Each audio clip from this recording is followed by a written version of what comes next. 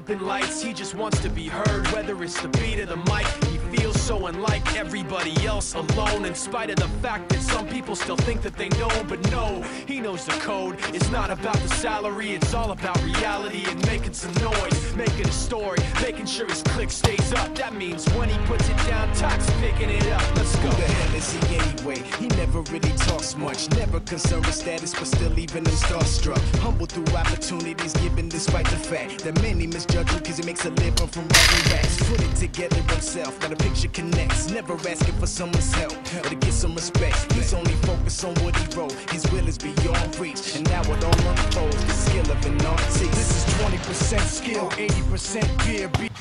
Спортивните бодите. Спортивните нас. Прищина, колезе. Altın. Mamir kodunuz passize. Hadi.